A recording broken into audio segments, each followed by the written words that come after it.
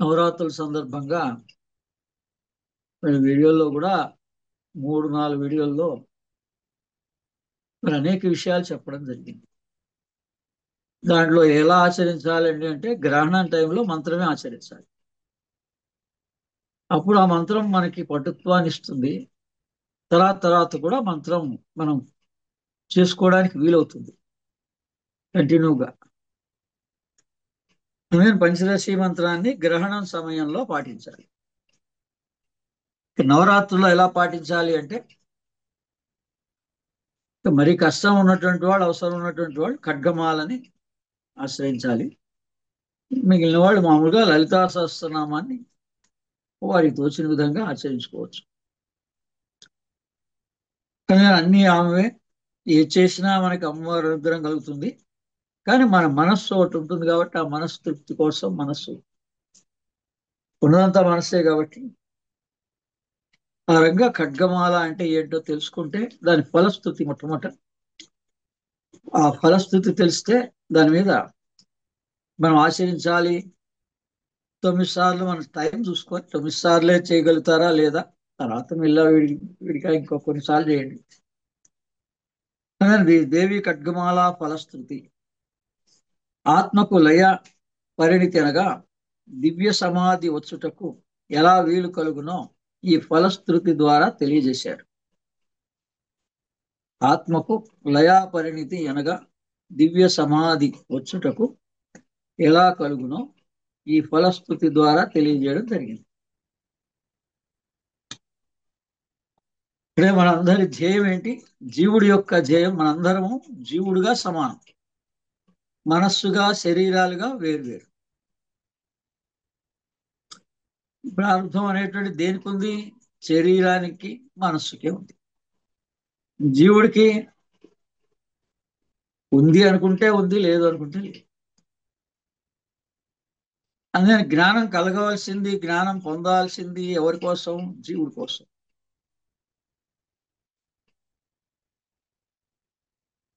అందుకే ఇక్కడ ఏమంటున్నారు? ఆత్మకు లయా పరిణితి అనగా దివ్య సమాధి అందరికీ కూడా సాధ్యమే.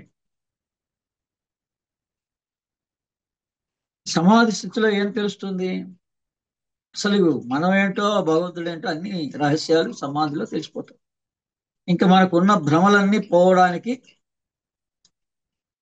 మార్గమే నిర్వికల్ప సవికల్ప సమాధి. మొట్టమొదట కొన్ని క్షణాల పాటు ఉంటుంది. ఇంకా దాని రుచి చూసిన వాళ్ళు, కావాలనుకున్నటువంటి వాళ్ళు దీర్ఘంగా ఎక్కువసేపు ఆ సమాధిలో నిశ్చల స్థితి. సమాధి స్థితి అంటే నిశ్చల స్థితి. ఈ మనస్సు ఇంద్రియాలు ఏం చేస్తున్నాయన్నీ అసలు ఆ మార్గంలోనే పోనీయకుండా చేస్తుంది. పేరు ఇష్టం లేదని, లేకపోతే అది ఇష్టం లేదని, ఇది ఇష్టం లేదని అంటున్నాయి. అందుకని ఇలా మంత్ర ధ్యానం చేస్తూ పోతే గ్రహణం సమయంలో మొట్టమొదటిసారి చేస్తున్న వాడికి కూడా ధ్యాన స్థితి కలుగుతుంది. మొట్టమొదట ఆ మంత్రము ఏదో మంత్రం, ఏ మంత్రం సరే, ఎవరికి ఎంత ప్రాప్తమో అంత. ఏదైనా గ్రహణ సమయంలో మంత్ర పట్టుతో ఉంటుంది. పట్టు విడుపు అంటే అది. అందుకని దానికి ఏదో పట్టు విడుపు అంటే ఊరికే స్నానంగా చేస్తారు. అది రాత్రిపూట అయితే మనం ముందు చేస్తే చాలు, తర్వాత తెల్లారి చేసు. అందుకని పోతే మన బాధలు, కష్టాలు, నష్టాలు ఇవన్నీ మనస్సుకు సంబంధించింది. మనస్సుకు, వాక్కుకు, కాయానికి సంబంధించింది. ఇట్టి బాధల నుంచి కూడా ఈ ఖడ్గమాలా స్తోత్రం పారాయణం చేయడం చేత గాని, నియమముగా పునశ్చరణ చేయుట గాని చాలా మంచి అనుకూల ఫలప్రదమని ఈ ఫలస్థుతిలో తెలియజేయబడింది. అట్టి లోపాలను సరిదిద్ది మరల మన జీవితం మార్గంలో ఒడిదుడుకులు లేకుండా తొలగిపోయి సార్థకమైన జీవితాన్ని గడపడానికి ఈ ఖడ్గమాల ఉపకరిస్తుందన్న విశ్వాసమే ఈ ఖడ్గమాల యొక్క గొప్పతనం. అంటే మనిషి ప్రారంధాలకు లొంగి బాధలు పడే స్థితిలో దాన్ని పరిహసించడం కోసం చేత కాకపోతే ఈ జీవి దేవిని ప్రార్థించడం, ఆమె యొక్క కరుణని సహాయాన్ని అందించడం, ఆమె అనుగ్రహంతో ఈ జీవి భరించలేనటువంటి కష్టాల నుంచి కూడా, బంధాల నుంచి కూడా ముక్తిని ప్రసాదించమని ప్రార్థించడమే ఈ ఖడ్గమాల యొక్క అంతరార్థం. ఈ సమస్త ప్రార్థాలని ఖడ్గం వలె, వజ్రాయుధం వలె నాశనం చేస్తుంది అని పూర్వులైన పెద్దలు విశ్వాసం. ఆ విశ్వాసం అనంతకాలం జీవిస్తుంది. తర్వాత కష్టంలో ఉన్నవారు మాత్రమే కాక, వారిని కష్టంలో ఉన్న వాళ్ళ కోసం వేరే వాళ్ళు కూడా సంకల్పించి ఇతరుల కోసం చేసినా కూడా వారి కష్టాలు, వీరి కష్టాలు కూడా రెండు తీరిపోతాయి. వీడి మనోధైర్యం ఉంటే, కొంత సామాన్య స్థితిలో ఉంటే, అవతలవాడి కష్టం గురించి కూడా సంకల్పం చేసి వీడు చేస్తే వాడికి వీడు సహాయం చేసినట్లు అవుతుంది, వీడికి కూడా ఉపకారం జరుగుతుంది. ఇంకా అనేక రకాలైన ఫలస్థితులు కూడా చెప్పడం జరిగింది.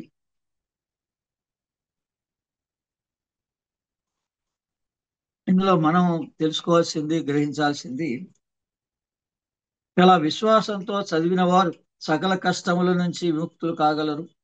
సాక్షాత్ శివుని యొక్క దివ్యావతారం, పరంజ్యోతి యొక్క దివ్యావతారం కాగలరు. గొప్ప ఆపదలు వచ్చినప్పుడు నిత్య పూజాం, నిత్య పారాయణాన్ని విస్తారంగా, అనగా రోజు కంటే ఎక్కువ సార్లు చేయడం ఆరంభించడం మంచిది. అంటే మహా కష్టాలు వచ్చినప్పుడు రోజు చదివే దానికన్నా ఎక్కువ సార్లు చదువుకోవడం చేత ఈ నవరాత్రుల్లో విశేష ఫలితం ఉంటుందని చెప్పారు. ఒక్కసారి జపం గాని, ధ్యానం గాని, మానసికంగా గాని, వాచికంగా గాని చేస్తే సమస్త దేవతా పూజా ఫలం ఆ జీవికి వస్తుంది. నవావరణ దేవీనాం లలితాయ మహోజ్జప. ఈ నవ ఆవరణలలో ఉన్నటువంటి యోగిని దేవతల యొక్క లలిత యొక్క మహాకాంతి, మహా తేజస్సు మనకు సంక్రమిస్తుంది.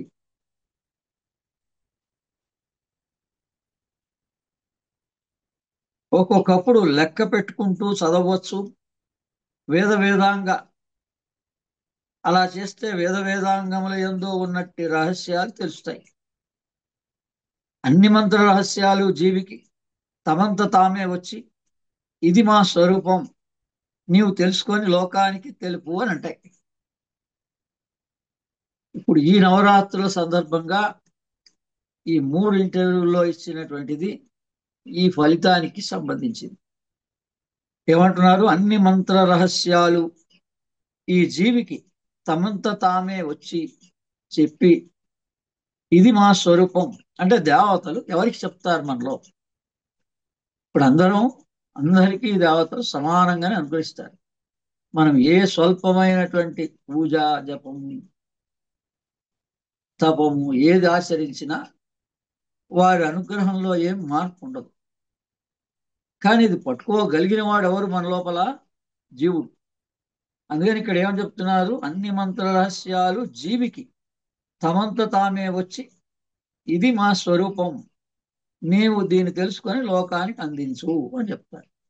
అందుకని ఈ లలితా సహస్రనామే ఉంది. రోజు అందరూ చదువుతూనే ఉన్నారు. మరి అందులో ఈ విశేష అర్థాలు ఉన్నాయి. మనకు అసలు మెల్లిగా చదివితే ఒక 100 నామాల్లోనే ఇది మన పనికొచ్చేవి ఉన్నాయి. లేకపోతే ఈ మొత్తంలో మన పనికొచ్చే ఒక్కొక్క బంచ్ 10 కానీ, 7 కానీ, 12 కానీ, 4 కానీ, ఇలా ఇవి అసలు మనకి ఏది అవసరము, మనం ఇందులో ఏది వెతుక్కోవాలి అని ఎవరికి వాళ్ళే పరిశీలించాలి. అప్పుడు వాడికి ఆ జీవుడికి ఆ లోపల ఉన్న దేవతా శక్తి చూపిస్తుంది.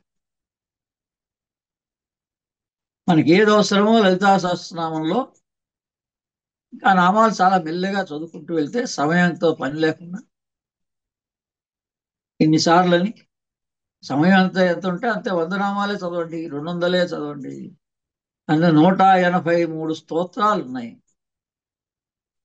ఒక 10 స్తోత్రాలే చదవండి, 20 స్తోత్రాలే చదవండి, అర్థం తెలుసుకోవడానికి ప్రయత్నం చేయండి. మీరు ఎన్ని చదివారనే దాంట్లో లేదు, మొత్తం అంతా చదివేశామనే దాంట్లో లేదు. అసలు ఈ జీవుడికి ఏం అర్థమైంది? ఆ దేవత అనుగ్రహించి ఈ జీవుడికి ఏం రహస్యం చెప్పింది? మంత్ర రహస్యం చెప్పిందా? యోగ రహస్యం చెప్పిందా? ధ్యాన రహస్యం చెప్పిందా? లేదా స్వరూప రహస్యం చెప్పిందా? ఏదో ఒకటి ఉంటుంది, అన్నీ ఉంటాయి. లలిత సహస్రనామం అంటే బ్రహ్మ విద్య. సర్వమానవాళికి కావలసినంతా బ్రహ్మ విద్యలో ఉంటుంది. అటువంటి బ్రహ్మ విద్యని అనంతకాలం నుంచి లోకంలో అనేక మంది మహానుభావులు ఉపాసనతో వాళ్ళు దీక్షగా తపస్సు చేసి ఆచరించి ఇది అందరికీ సరళతరం చేశారు లలితా సహస్రనామావళి పారాయణం. అది స్తోత్ర పారాయణం, నామపారాయణం. నామపారాయణ ప్రీత్య నమః అని ఆ స్తోత్రాలు పారాయణ చేసినంత మాత్రం చేత అమ్మవారి అనుగ్రహం కలుగుతుంది. అందులో ఈ ఖడ్గమాల స్తోత్రం పారాయణ చేసినా కూడా ఫలితం ఉంటుంది. ఈ ఖడ్గమాలలోని 9 ఆవరణలలోని యోగిని దేవతలకు ఉన్న ఒక్కో పేరు ఉన్నటువంటి ఆవరణ ఆ యోగిని దేవతా బృందం యొక్క అనగా సమూహము మాలా మంత్రముగా ఖడ్గమాల కాబట్టి వీరందరూ కూడా ఈ శ్రీ లలితాంబ ఆజ్ఞతో వెళ్ళి ప్రతికూల శక్తుల్ని నాశనం చేసి వస్తారు. అందులో ఏ ఏ పేర్లు ఉన్నాయో ఆయా యోగిని దేవతలు, ఆ యోగిని దేవతల యొక్క శక్తి ద్వారా మనకి ఏ ఏ కష్టాలు ఎవరెవరి ద్వారా సంక్రమిస్తున్నాయో ఆ కష్టాలన్నిటినీ నివారణ చేసి వస్తాయి ఆయా దేవతా శక్తులు అని చెప్తున్నారు దాంట్లో ఫలశ్రుతిలో. ఇంకా మాలామంత్రం పరం గుహ్యం పరంధామ ప్రకీర్తిరం. ఈ ఖడ్గమాలా మంత్రం పరమ రహస్యమైనది. అందుకనే అందరికీ ఎంతోమంది ఖడ్గమాల చదివిన వాళ్ళు ఉంటారు. కానీ దాని రహస్యార్థాలు లలితా సహస్రనామం కూడా రహస్య నామావళి. అందుకని ఎన్నో సంవత్సరాల తర్వాత కానీ మాకు కూడా మరి ఈ రహస్యాలు తెలియడం అనేది జరగలేదు.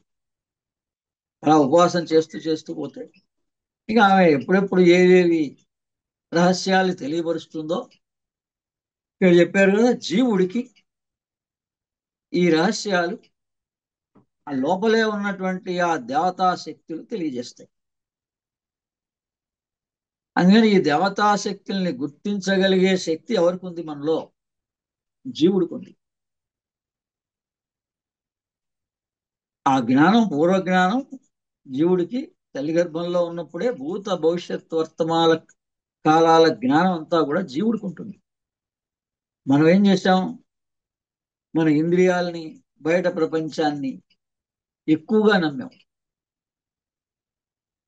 మనలోనే ఉన్న ప్రపంచాన్ని, మనలోనే ఉన్న దేవతా శక్తుల్ని మనం మర్చిపోయినాం. దాని గురించే పట్టించుకోలే, సమయమే ఇవ్వలే. అందుకే ఒకే నామంలో ఆమె ఒక సూత్రం తెలియజేసింది అందరికీ లలితా సహస్రనామంలో. అంతర్ముఖ సమారాధ్య బహిర్ముఖ సుదుర్లభ. మీరు ఏదన్నా ఆచరించుకోండి, కొంచెంసేపు ఆచరించాక మీరు లోపలనే దాన్ని భావించండి. మీరు ఇన్నిసార్లు చదవాలా, అన్నిసార్లు చదవాలా సమయంతో అలా కాకుండా మీరు ఆచరించిన దాన్ని మీరు భావించాలి లోపల హృదయంలో. మొట్టమొదట హృదయాదేవి అమ్మవారిని ఎక్కడ ఉపాసన చేయాలి అనే రహస్యం ఈ ఖడ్గమాల్లో తెలియజేయబడింది. అదే హృదయంలో మీరు ఏం ఆచరించినా, ధ్యానం ఆచరించినా, మంత్రం ఆచరించినా భావించాలి అక్కడ. ఎందుకు? ఆ జీవుడికి తెలుస్తుంది. అందుకని ఈ దేవతా దర్శనం అయిందని కాలేదని మన ఈ మనస్సు భ్రమలో పెడుతోంది. యథార్థం ఏదండి, నిజంగానే అయిందా కాలేదా అని అంటే అది జీవుడికి తెలుసు. అందుకని అవతల వాడు ఈ జీవుడిని ఎలా పట్టుకుంటాడు? ముందు వాడి జీవుడిని ఎవడో వాడు పట్టుకోగలిగితే వీడి జీవుడు, వీళ్ళలో ఉండేటువంటి జీవుడు జీవుడు చెప్తున్నాడా ఇది మనస్సు ఇంద్రియాలు చెప్తున్నాయని గ్రహించగలుగుతారు. 90% మనస్సు ఇంద్రియాలే మనని ఈ జీవితాంతం ఆట ఆడిస్తున్నాయి, భ్రమలో పెడుతున్నాయి, దేహాన్ని కృషింపజేస్తున్నాయి. అందరికీ అది సమానమే. కానీ ఎవరికి తపన ఎక్కువ ఉందో, ఎవరు సాధనలో ఉన్నారో వాళ్ళకు వాళ్ళ జీవుడు నేనున్నాను, నాకు తెలుసు ఈ భూత భవిష్యత్ కాలం అనేటువంటిది మనం లోపల చూస్తే తెలుస్తుంది. మనం బయట ఆశాజీవిగా ఇంకా ఇంకా ఇంకా ఇంకా ఎవరి ద్వారానో ఇది జరుగుతుంది, ఎవరి ద్వారానో ఈ ప్రయోజనం జరుగుతుంది అనేటువంటి ఆశతో మనం జీవిస్తున్నాం. మన లోపల ఉన్న సమాధి స్థితిలో అందరికీ సాధ్యమే. నిశ్చల స్థితే సమాధి స్థితి, యథార్థ స్థితే సమాధి స్థితి. అది ఒక మంత్రం ద్వారా వస్తుంది, యోగం ద్వారా వస్తుంది. దాన్ని ధ్యాన స్థితి అంటారు. మిగిలిన అన్ని మనం ఆ ధ్యానం కోసం ప్రయత్నం చేయడమే. ఎవరి ప్రయత్నం వాళ్ళది. పరంధామాన్ని నిన్ను చేర్చున్నది, నిన్ను భయం నుంచి దివ్యం నుంచి లయానికి చేర్చున్నది ఈ ఖడ్గమాల మంత్రం. ఈ ఖడ్గమాల, ఈ శక్తిమాల పంచ విధములుగా ఉంటుంది. శివమాల, శివమాల కూడా పంచ విధాలుగా ఉంటుంది. ఆ కారణం చేత ఇది రహస్యాతి రహస్యంగా ఉంచుకోవాలి. దానివలన భుక్తి ముక్తి రెండు కూడా కలుగుతాయి. ఇది వామకేశ్వర తంత్రే ఉమామహేశ్వర సంవాదే శ్రీదేవి ఖడ్గమాలా స్తోత్రం సమాప్తం. శ్రీ వామకేశ్వర తంత్రంలోని శ్రీ ఉమామహేశ్వర సంవాద రూపకమైన ఈ దేవి ఖడ్గమాల స్తోత్ర ఫలశ్రుతి సమాప్తం. ఇప్పుడు చదివింది ఏంటంటే ఫలశ్రుతిలోని కొన్ని ముఖ్య అంశాలు చదివాం, మొత్తం అంతా చదవలే. ఈ స్తోత్రానికి వెనకనే ఈ ఫలశ్రుతి ఉంటుంది. ఈ మొత్తం అంతా వెళ్తే 3 పేజీల్లో ఉంటుంది. ఈ 2 పేజీల్లో ఖడ్గమాల స్తోత్రం ఉంటుంది. ఈ ఫలశ్రుతి దాని తర్వాత కంటిన్యూషన్ లో ఉంటుంది. మరి ఇప్పుడు అందరి దగ్గర ఉన్న లలితా సహస్రనామంలో అది ఉందా లేదా? 45వ పేజీలో ఉంటుంది లలితా సహస్రనామం అందరి దగ్గర ఉండేటువంటి పుస్తకాలలో.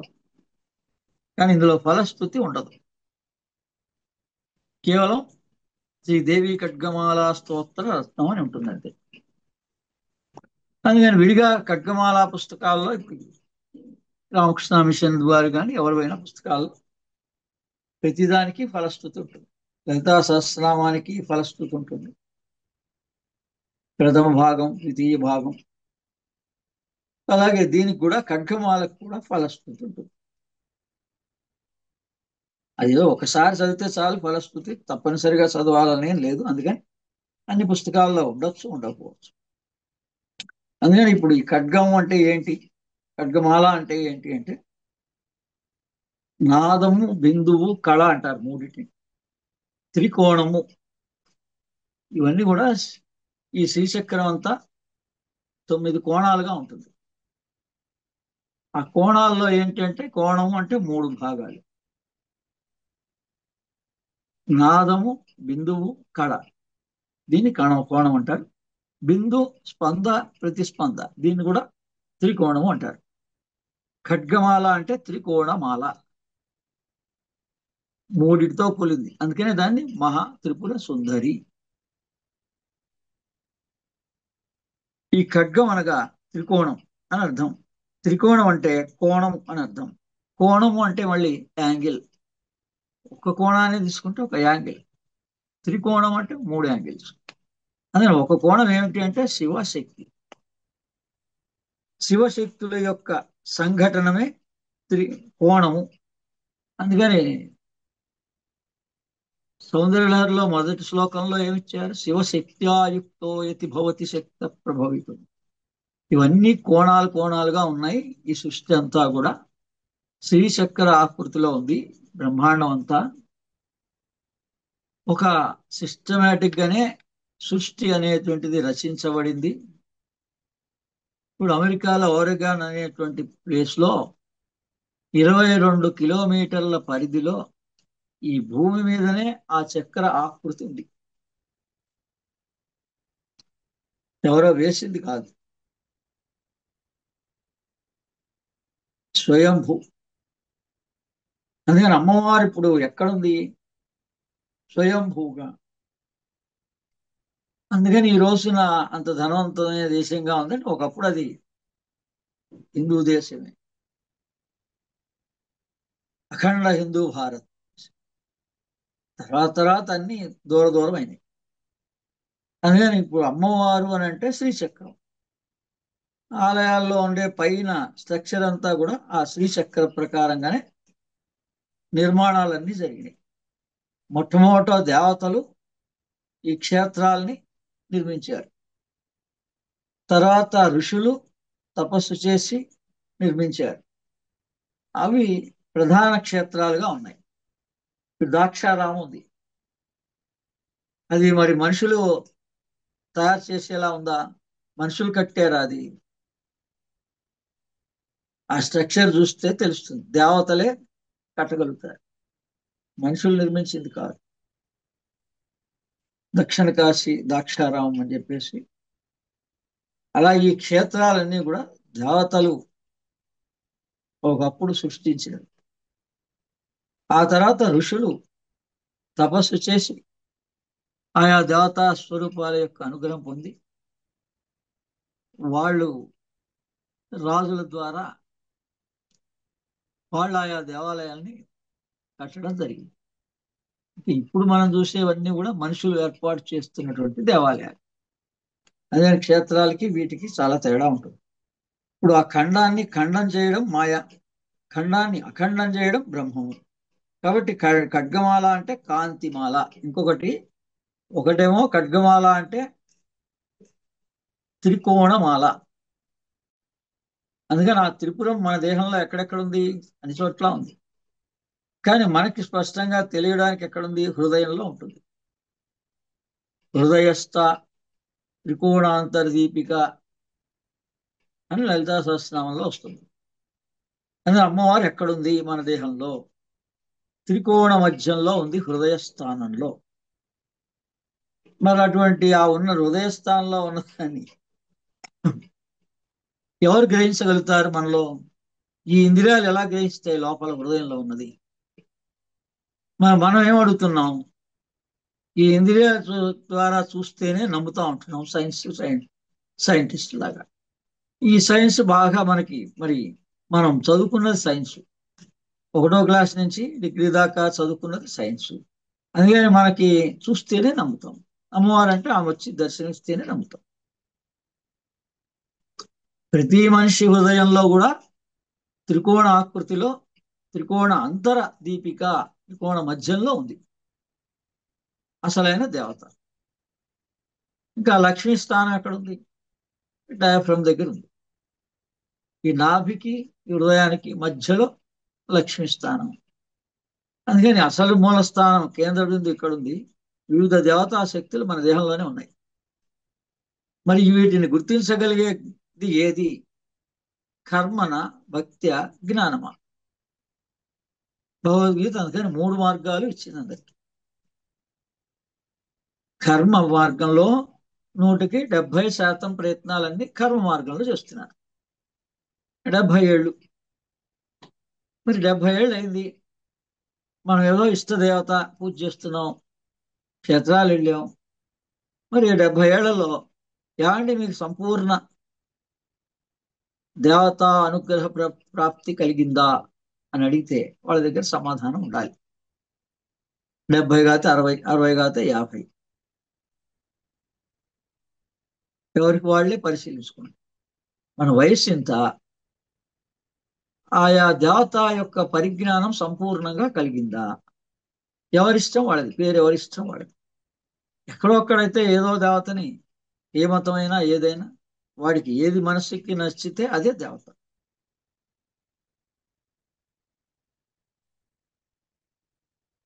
వాడికి మనసుకి ఏది, ఏ పేరు నచ్చితే అదే దేవత. అందుకని ఇది జ్ఞానం. చెప్పేది ఏంటంటే ఇది జ్ఞానం. అందుకని గురువు అంటే ఏదో వాడికి ఉన్నంత జ్ఞానం వాడికి.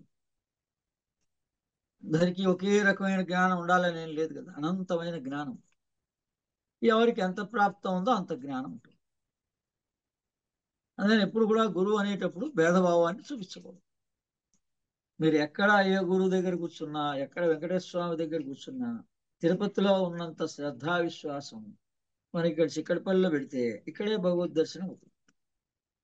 ఇక్కడే వెంకటేశ్వర స్వామి యొక్క దర్శన ప్రాప్తి కలుగుతుంది. ఎక్కడైనా, ఏ ప్రాంతంలో అయినా, ఎక్కడ ఏ దేవాలయంలో ఉన్నా అంటే అక్కడ ఏమిటి? లక్ష్మీనారాయణుడు. ఈ లక్ష్మీనారాయణుడు మన దేహంలో ఎక్కడున్నాడు? ఇక మీరు అమ్మవారు అన్నా అంతే, మీ పేరు ఏది పెట్టినా ఒకటే అన్నా కదా. అది త్రికోణాంతర దీపిక. హృదయంలో ఒక త్రికోణం ఉంటుంది. ఆ త్రికోణం మధ్యలో కేంద్రం ఉంటుంది. అక్కడ ఆత్మ పరమాత్మకి లింక్ ఉంటుంది. అంటే ఈ త్రికోణం, ఈ పైన ఉన్న త్రికోణం ఒకటే. అందుకని దానికి ఐడెంటికల్ గా ఇక్కడ ఉంటుంది. ఇక్కడ ఉన్నదాన్ని ఆత్మ అంటారు, అక్కడ ఉన్నదాన్ని పరమాత్మ అంటారు.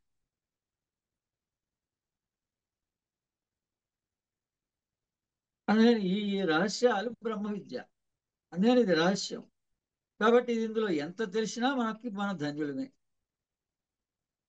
అలా ఈ మొత్తం లలితా సహస్రనామావళి రహస్య నామావళి. అది సహస్రనామాల్లో తెలవచ్చు, ఖడ్గమాల నామాల్లో తెలవచ్చు, అష్టోత్తర నామాల్లో తెలవచ్చు, త్రిశతి మంత్రంలో తెలవచ్చు. 4 విభాగాలుగా అమ్మవారు సర్వమానవాళికి, అంటే కొంతమందికి కేవలం ఒక విగ్రహ స్వరూపంగా మనస్సు కుదిరి ఆచరించుకోగలుగుతాడు. మరి వాడిని అనుగ్రహించదా? అనుగ్రహిస్తుంది. ఒకడు మంత్రం ద్వారా గురు ద్వారా వెళ్తాడు, అది త్రిశతి. ఒకడు యోగం ద్వారా ధ్యానం ద్వారా వెళ్తాడు, అది ఖడ్గమాల. లేదండి ఈ 4 కొద్ది కొద్దిగా కొద్ది కొద్దిగా, ఒక్కోసారి ఒక్కోటి ఒక్కోసారి ఒక్కోటి మన జీవిత కాలంలో దాని మీదకి మన మనస్సు మళ్ళుతోంది అంటే లలితా సహస్రనామం. ఇప్పుడు పేరుకి ఏం చెప్తున్నారు? 30 ఏళ్ళు 20 ఏళ్ళు మేము అమ్మవారి పూజలు చేస్తున్నామండి. మంచిదే. మరి మీకు స్వరూప అనుభవం కలిగిందా? అంటే మనకి మనమే ప్రశ్నించుకోవాలి. అనేది జ్ఞానం. ఈ జ్ఞానం తెలిస్తే మీకు కూడా కలుగుతుంది.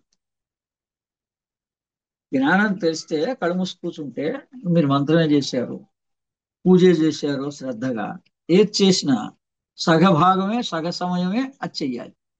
మనమేమో అలసిపోయేంత వరకు అక్కడే కూర్చొని పూజా మందిరం దగ్గరే కూర్చొని వంటిట్లోనే కూర్చుంటాయి. ఇంకా అలసిపోయిన తర్వాత పోయి ధ్యానం దగ్గర ఎక్కడ కూర్చుంటారు, ఎక్కడ ధ్యానం చేస్తారు? వంటిట్లో అయితే ధ్యానం చేయలేరు, అందరికీ అవకాశం అయితే లేదు. మరి మీరు ధ్యానం ప్రధానం ఈ కాలంలో, యోగము ధ్యానం ప్రధానం.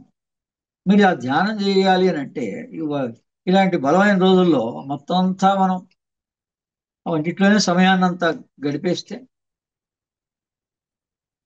దాన్ని ఉపయోగించుకోలేకపోతున్నాం. అందరికీ నవరాత్రులు వస్తున్నాయి, అమ్మవారి అనుగ్రహం వస్తోంది, అమ్మవారి దర్శన ప్రాప్తి కలుగుతుంది, అందరికీ కూడా ఈ సమాధి స్థితి కలుగుతుంది.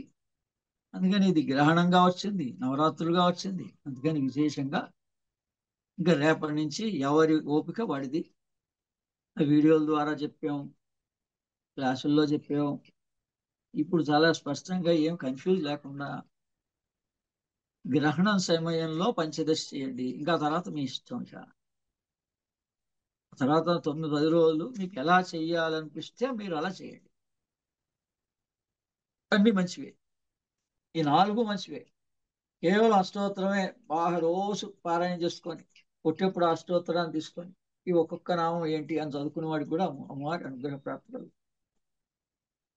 లేదంటే నేను కష్టంలో ఉన్నాను అనేటువంటి వాడికి ఇక ఖడ్గమాల, ఇక కేవలం ఖడ్గమాల పట్టుకొని ఆ మిగిలిన లలితా సహస్రం ఎక్కడన్నా చెప్తుంటే వింటుంటే విని కాసేపు విని కళ్ళు మూసుకున్నా చాలు. మనంత మనమే అది చదవాలి, ఇది చదవాలి, ఇది చదవాలి, 4 చదవాలి అని పెట్టుకోవద్దు. లేదా ఎవరైతే గురువు మంత్రం పటుత్వం కావాలి, మంత్ర ధ్యానం మన మొట్టమొదటిలో మరి ఇన్ని నెలల నుంచి, జనవరి నుంచి మన అందరికీ నేర్పిస్తున్నది మంత్ర ధ్యానం. మరి దీనికి అవకాశం ఇలా 12 రోజులు వచ్చింది. ఆ మంత్ర ధ్యానం చేసుకోగలిగే అవకాశం విశేషంగా ఈ కాలంలో ఆ రాత్రిపూట ఎస్పెషల్లీ. అదే మంత్ర ధ్యానం చేసుకునే వాళ్ళకి ఇంకా రాత్రిని ఎంతైనా ఉపయోగించుకోవచ్చు. పగలు రెస్ట్ తీసుకోవాలి, రాత్రి ఉపయోగించుకోగలిగిన వాడు, ఉపయోగించుకోవాలనుకున్న వాడు ఏం చేయాలంటే పగలు 1 గంట 2 గంటలు ఎక్కడ బ్రేక్ పీరియడ్ దొరికితే అక్కడ రెస్ట్ తీసేసుకోండి. ఇంకా ఎక్స్ట్రా బరువు పనులు, దేహానికి సంబంధించి కష్టపెట్టే పనులు ఏవి 10 రోజులు చేయకండి, అవి పోస్ట్పోన్ చేసుకోండి. అదే ఈ సమయాన్ని 12 రోజులు ఎలా ఉపయోగించుకుంటాడో దాని మీద ఆధారపడి ఉంటుంది మన ఫలం. దేన్నైనా పోసుకుంటూ వెళ్ళేది కాబట్టి కాంతిమాల ఖడ్గమాల ఆ పరంజ్యోతి యొక్క కాంతి తనని తాను విభజించుకోగలదు, మరల తనని తాను ఏకీకృతం చేసుకోగలదు. తనని తాను విభజించుకొని సృష్టి నిర్మాణాన్ని ఎలా చేసిందో తెలిపే చక్రమే శ్రీచక్రం. కనుక అందులో 181 యోగిని దేవతల నామాలు చెప్పబడ్డాయి. అదే ఈ ఖడ్గమాలలో ఎంతమంది ఉన్నారండి దేవతా శక్తులు అంటే 181 యోగిని దేవతలు అంటారు వీళ్ళందరినీ. అది ఏ పేరున్నా యోగిని దేవతలు. ఆ దేవతలు మన జీవుడికి చాలా సులభంగా మన జీవుడిని అనుగ్రహిస్తారు.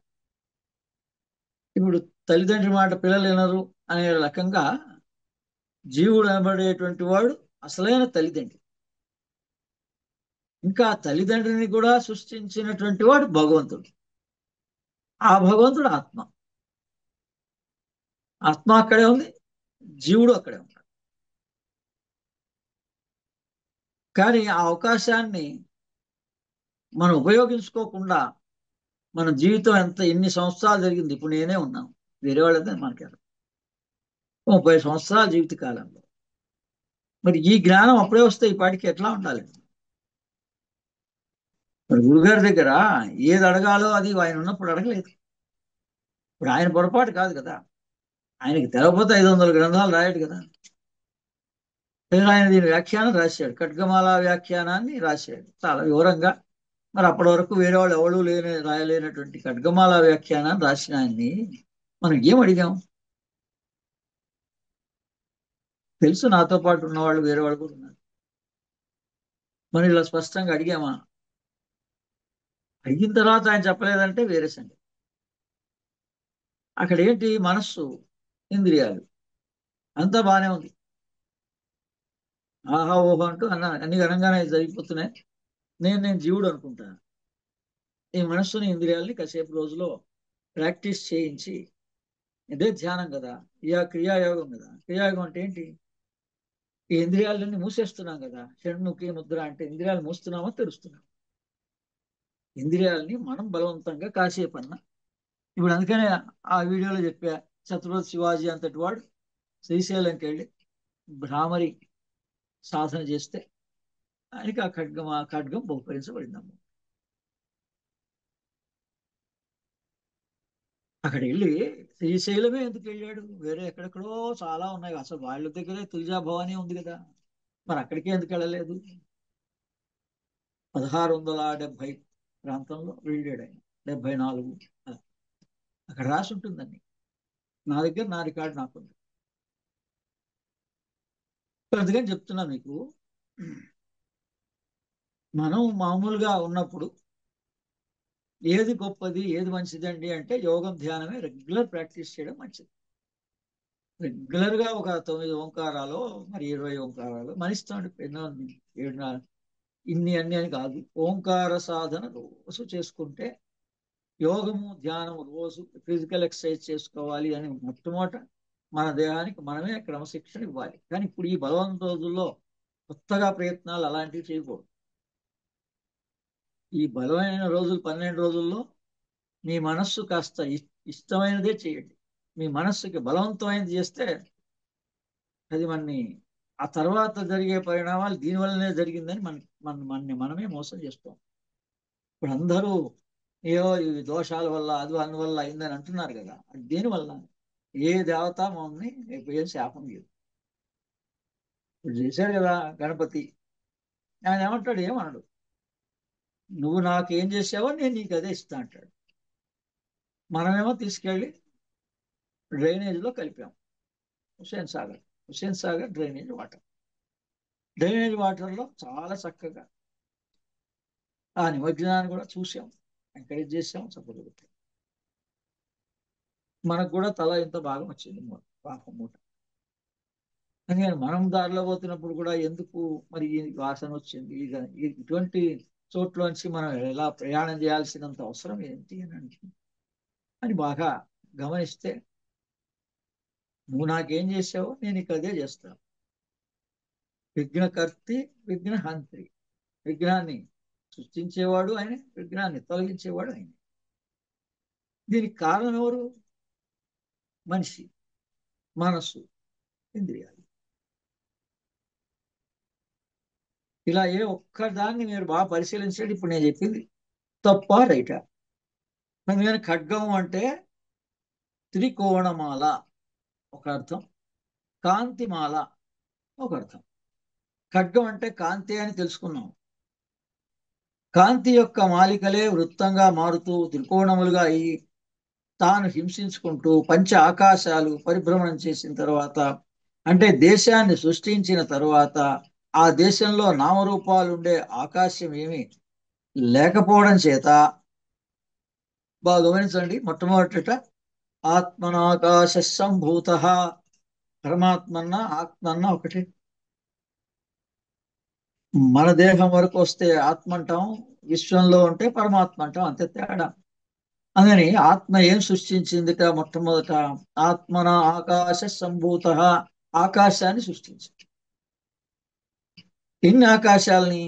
5 ఆకాశాలు సృష్టించింది. ఇక్కడ చెప్పాడు 5 ఆకాశాలు సృష్టించిన తర్వాత, అక్కడ ఎక్కడ 5 ఆకాశాల్లో కూడా తన కోరిక మేరకు ఇలాంటి జీవులు ఉండేటువంటి భూమి సృష్టించడానికి అవకాశం కలగలేదు. 5 ఆకాశాలు పైది పర, అవ్యక్త, మహత్, అహంకార, తన్మాత్ర, అంటే శబ్ద, స్పర్శ, రూప, రస, గంధ, అంటే ఈ భూమికి, ఈ పంచభూతాలకి మాతృకలు అంటారు పైవి. అందుకని ఆ మాతృకలు ఏవైతే ఉన్నాయో అవి ఆ పై ఆకాశంలో ఉన్నాయి. దాని ద్వారానే ఇవి రిఫ్లెక్ట్ అవుతూ ఉంటాయి. అందుకని మనం అనుకుంటున్నాం ఇక్కడేదో మనం చేస్తున్నామని. అక్కడ పైన అంటే అర్థం ఏంటంటే ఇక్కడే. అందుకే అది హ్యూమన్ బ్రెయిన్ లోనే మన జీవితానికి సరిపడా ప్రోగ్రామింగ్ అంతా కూడా మనం ఈ రోజున ఎలా చేస్తున్నామో ఆ ప్రోగ్రామింగ్ అంతా ఈ బ్రెయిన్ లోనే ఉంది. కానీ వాళ్ళు ఏమంటున్నారు? మన ప్రోగ్రామ్ ని మనం మార్చుకోవచ్చు, మన ప్రార్థాన్ని మనం మార్చుకోవచ్చు. వాళ్ళు మార్చుకున్నారు కాబట్టి చెప్పారు. మనం అది నమ్మటం లేదు. మనం ఇందులోనే ఉంటాం, ఇలాగే ఉంటాం, ఇలాగే ఉంటాం. ఇక మనకి ఇంతకన్నా పరిస్థితి ఏం లేదు. మేము ఏం చేసినా ఈ పరిస్థితి మారటం లేదన్నట్టుగా మనం అనుకుంటున్నాం. ఇది అందుకని ఏమైంది? 6వ ఆకాశం సృష్టించాల్సి వచ్చింది పరమాత్మకి. 6వదైన భూతాకాశం దగ్గరకు వచ్చేసరికి ఆ కాంతి అనే పరంజ్యోతి బిందువు చుట్టూ తిరుగుతూ తిరుగుతూ ఆ వృత్తాకృతిలోనే త్రికోణం చుట్టూ తిరిగి, అది వారి అవినాభావ సంబంధంగా, ఈ తిరిగేవన్నీ త్రికోణాలు, తిప్పేదేమో బిందువు. తిరిగే భ్రమణం యొక్క దారి వృత్తం. సృష్టి యొక్క చరిత్ర చూస్తే అండము కొంత, వృత్తం కొంత, త్రికోణం కొంత కలిసి ఒక గుడ్డు ఆకారంగా ఈ సృష్టి అంతా ఉంది. బ్రహ్మాండం అంటారు. ఈ బ్రహ్మాండమే గుడ్డుల ఆకారంలో ఉంది. ఈ గుడ్డు అని మామూలుగా ఒక ఎగ్ని చూసి మనం ఈ సృష్టిని గ్రహించమని చెప్తే దాన్ని తిందామని మనం తయారు. ప్రతిదీ కూడా జ్ఞానం కోసం ఉంది. దాన్ని ముట్టుకోకూడదని లేదు. అసలు ఏంటిది, ఇందులో ఏముంది, ఎలా సృష్టించబడుతోంది అని రీసెర్చ్ చేయడానికి ఈ గుడ్లు అనేవి అందుబాటులోకి వచ్చాయి మానవుడికి ఎక్కువగా. ఒకప్పుడు వాటిని దూరంగా ఉండేవాడు. సరే వీడు ఏమన్నా పరిశీలిస్తాడేమో అని వస్తే ఇంకా వాటిని ఎంతసేపు తినడంతో, అందుకని మనం ఏది చెయ్యాలో, ఎలా చూడాలో, ఏ దృష్టితో చూడాలో తప్పిపోయింది. ఆ తిరిగేవన్నీ కోణాలు ఈ రకంగా ఉండి, అది మధ్యలో సరైన వృత్తంగా ఉండి చివర్లు కోణాలుగా ఉంటుంది. దాన్ని అండ పిండ బ్రహ్మాండం అన్నారు. ఈ బిందు రహస్యం అది, త్రికోణ రహస్యం అది. దాని చేతనే ఏర్పడుతోంది. కాబట్టి త్రికోణ శక్తి కాంతిమాలయే శక్తిమాల. ఇకపోతే అందుచేత లలితా సహస్రనామంలో ఏకవీర అనేటువంటి నామం ఉంది. ఏకవీర అనే లక్షణం చేత లలితా పరంజ్యోతి రాజరాజేశ్వరి అయ్యి, కాంతిగా శ్రీ మహా త్రిపుర సుందరి అయ్యి, అనగా త్రికోణ ఆకృతి ధరించి త్రిపుర సుందరి అయ్యి, బాలా త్రిపుర సుందరిగా భూత ఆకాశమునందు తన యొక్క కాంతిని అణువుగా మార్చింది. మనం మనమే ఆత్మ. ఇంకా ఉన్న ఆత్మ స్థిరంగా ఉండడం కుదరక ఏదో చేయాలి అనుకొని ఇక ఇక్కడ 5 ఆకాశాలు సృష్టించి ఈ 5 ఆకాశాల్లో కూడా మెటీరియలైజ్ చేయడానికి అవకాశం లేక ఈ ఆరోది అంటే ఇక్కడ మన దగ్గరకు వస్తే ఏడోది, పైనేమో ఆరోది, అది మన దేహంలో ఏడో దానిగా ఉంది. అంటే ఆత్మనాకాశ సంభూత, ఆ ఆకాశాద్ వాయు, వాయోరగ్ని, అగ్నోరాపక, ఆపహో పృథ్వీ, పృథ్వ్యో ఔషధ, అన్నాత్ పురుష, అదొకటి. ఆత్మనాక పరా అవ్యక్త మహత్ అహంకార తన్మాత్ర భూతాకాశ దహరాకాశ, ఆరో ఆకాశం పైది.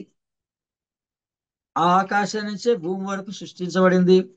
ఆకాశము, వాయువు, అగ్ని, జలము, భూమి. అలాగే మన దేహంలో కూడా ఈ దహర ఆకాశం ఏడోది. అందుకని ఏడోది వచ్చేటప్పటికి మన సృష్టి జరిగింది.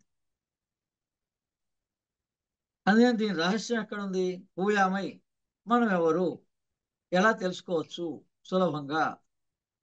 హృదయంలో కాన్సన్ట్రేట్, నీకే తెలుస్తుంది. అందుకని ఈ పేర్లన్నీ ఎలా వచ్చాయండి, ఎక్కడి నుంచి వచ్చాయి? అందులో వీటన్నిటిలోకి ఎవరు ఎక్స్ట్రీమ్ దేవత?